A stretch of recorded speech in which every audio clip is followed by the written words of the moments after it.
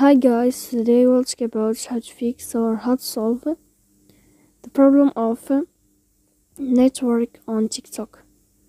To know how to fix or how to solve the problem of network on TikTok app, you should just go to settings. Here you can click on apps, default apps, app settings. Then we'll enter to the window or to the app of TikTok, and you can click here, this page. Here we'll enter to the window of first stop, and you can click OK. Then we'll enter to the window of storage. Here you can click clear cache, but pay attention, don't click clear data because that can cause you errors. So please don't forget to support us by like and subscribe. See you next time in another video, and thank you for your attention.